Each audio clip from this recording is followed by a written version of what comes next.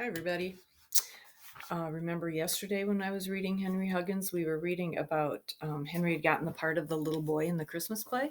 So that's where I'm going to pick up right now. The operetta proceeded. It seemed to Henry that it took a long time to go through it. The music teacher played the music for the songs they were supposed to learn by next week.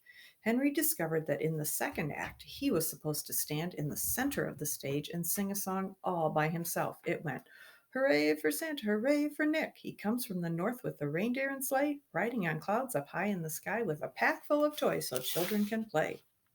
It was the dumbest song Henry had ever heard, "Hooray for Santa." It was just plain stupid. He felt a little better when he learned that Robert had to sing an even dumber song called "Woof, Woof, I'm a Big Brown Dog." As Christmas drew near, Henry became more and more discouraged. Everybody in Glenwood School called him Little Boy. His mother and father found out about his part in the play because Mary Jane told her mother, and she told Henry's mother. He had to learn his lines and recite them every evening while his father looked at the part and prompted him. He scarcely had time to go out to the garage to peek at the flexible flyer package.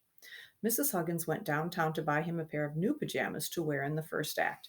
They were made of pink and blue and white striped flannel. Henry felt that any pajamas were bad enough, but pink and blue pajamas? He didn't even like to think about them. Henry swallowed hard every morning. He had hoped his throat might be a little bit sore, but it never was. Finally, he gave up. There was no way out. Now all he wanted was to get it over. One afternoon during fifth period, Henry looked out the window and saw a few feathery snowflakes drifting down. They were so light he wasn't sure at first. When Miss Roop wasn't looking, he leaned over closer to the window. It was snow, all right. It wasn't going to be a green Christmas after all. Now he would get to use his flexible flyer. The rest of the class soon noticed the snow too, and everyone began to whisper. Miss Roop smiled and pretended not to hear.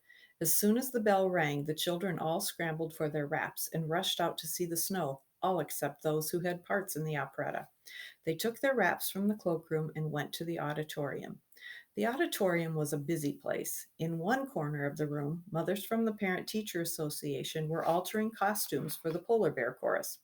Henry remembered those white suits. He had worn one when he'd been an Easter bunny in a spring program. Now the mothers were ripping off the long ears and fuzzy tails and were sewing on short ears and straight tails to change the suits into polar bear costumes. The stage crew was at work. Some of the eighth grade boys were turning different colored lights on and off. At the back of the stage, Scooter, standing on a board laid across two step ladders, was painting scenery with green paint. Henry sat down to wait for his turn while Mary Jane and Beezus rehearsed their dance, and Robert, wearing his dog suit, practiced walking on all fours. Henry waited and waited. He sat on the hard auditorium chair and looked out of the window at the snowflakes. He could hear the other kids laughing and yelling outside, so he knew there must be enough snow for snowballs. He wished his turn would come so he could leave. Now the tin soldiers were practicing their steps. At the end of their song and dance, one of the stage crew threw a basketball across the stage in front of them.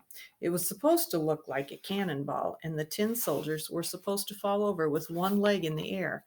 Miss Roop didn't like the way they felt, and she made them do it over several times. Henry wandered up on the stage behind the tin soldiers to watch Scooter paint scenery. "What are you supposed to be painting?" he asked him. "Trees," answered Scooter, "with real paint." "Where did you get it?" "A fellow in my room's father. A fellow in my room's father has a paint store, and he gave it to us." Just then Henry heard a bark. It sounded like Ribsy. It was Ribsy. He bounded in through the door of the auditorium, ran up the steps to the stage, and wormed his way behind the row of tin soldiers to get to Henry. He shook himself and wagged his tail. "Well, Ribsy, old boy," said Henry, "did you get tired of waiting out in the cold?" Ribsy shook himself again. Henry patted him. "Why, Ribs, you're all wet. It must be snowing hard." "He's a dumb-looking dog," said Scooter. "Oh, he is not. He's a smart dog, aren't you, Ribsy?" "I'll bet he can't climb a step ladder like my dog can," said Scooter. "I'll bet he can. Call him and see." Scooter looked down at the dog. "Here, Ribsy," he called. "Come on, old boy." Ribsy looked at him and then at Henry. "Go on," said Henry, "up the ladder." He pointed to the ladder. Ribsy put one paw on the bottom step. "Attaboy, go on." Ribsy carefully put a paw on the next step. Good dog, said Henry, urging him on. Come on, Ribsy, coaxed Scooter. Ribsy cautiously made his way up to the board on the top of the step ladder. Good old Ribsy, said Henry. See, I told you he could do it. Pleased with himself, Ribsy looked down at his master, wagged his tail, and said, Woof! You be quiet, ordered Henry in a loud whisper. If Miss Roop hears you, she'll throw you out. Ribsy sat down on the board and looked around the auditorium. Beat it, said Scooter. Can't you see I have work to do? Here, Ribsy, whispered Henry. You don't want Miss Roop to see you, do you? Ribsy liked sitting on the board. See, I told you he was a dumb dog. Scooter picked up his can of paint and stepped over Ribsy. He set the can down and went on painting treetops. Come on, Ribsy. Ah, he's too dumb to go down the ladder. He is not. Here, Ribsy. Ribsy stood up and sniffed at the can of paint. Here, Ribsy, come on down, begged Henry, looking up at his dog. Come on, you old dog. I'll catch it if Miss Roop sees you.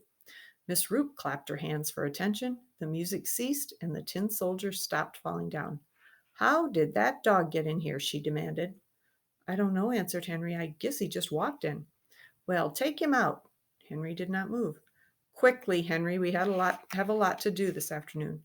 Gee whiz, Miss Roop, I'm trying to take him out, but he won't come down. I'll carry him down, Miss Roop, offered Scooter. I don't think he knows how to go down a ladder. Henry glared at Scooter. No, he's too heavy to carry down a ladder. You might fall, said Miss Roop. Just then Ribsy sat down to scratch behind his left ear. Thump, thump, thump.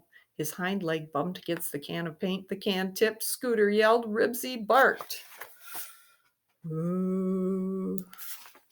Henry, look out, screamed Miss Roop. The can fell over and green paint poured down over Henry. Oh, said Henry as he heard Miss Roop run up onto the stage. He heard her, but he couldn't see her. He had to keep his eyes shut. The cold, oily paint was dribbling down his face and neck. He could feel it dripping off his ears. Miss Roop made a squeaking noise. Then Henry could feel her rubbing his head with something made of cloth. Run and get some paper towels, she called to the other children. She wiped away at his face. I knew I shouldn't have let those boys use real paint. They should have used poster paint. It would have washed off. Oh, dear, I'm afraid your shirt is ruined. Henry heard Ribsy barking. When he could see again, he found all the tin soldiers and polar bears and PTA mothers crowded around him. Miss Roop began to scrub his hair with paper towels. Oh, that's all right, he said to Miss Roop. It's an old shirt anyway. The towels she was wiping him with felt scratchy on his ears and neck. Ribsy continued to bark and to pace back and forth across the board as he looked down at his master. Quiet, Ribsy, ordered Henry. Ribsy started barking and looked anxiously at the floor. Then he looked at Henry. Before Henry realized what was happening, Ribsy leaped from the board, sailed over the heads of several tin soldiers and polar bears, and landed on all fours in the puddle of paint. He skidded and sat down. Ribsy, groaned Henry. Then he said to Scooter, see, he was smart enough to get down by himself. The dog began to bark and run around Henry. He left a circle of green footprints on the floor of the stage. Oh, Henry, wailed Miss Roop, and then said sharply, Scooter, take that dog out of the building and carry him. I don't want any green footprints in the halls. Yes, Miss Roop. Scooter lugged the barking dog away. Mary Jane squirmed through the crowd to look at Henry. Henry Huggins, she exclaimed. Wait till your mother sees you. Your hair is green, and so is your skin. Beezus laughed. Henry, your face looks just like a green apple. Henry, I'm afraid this isn't going to come off for a long time, said Miss Roop. Someone handed Henry a mirror. Golly, breathed Henry. He stared into the mirror. His hair and eyebrows were pale green. His face was all green at the forehead and streaked with green toward his chin.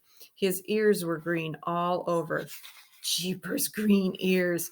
He couldn't take his eyes off the mirror. Secretly, he thought he looked fascinating, like a leprechaun in a fairy tale. Now maybe the kids would stop calling him little boy. That gave him an idea. Miss Roop, I can't be in the operetta when I'm all green, can I? He asked hopefully. Miss Roop sighed. No, Henry, I guess you can't. She looked at him, then she smiled.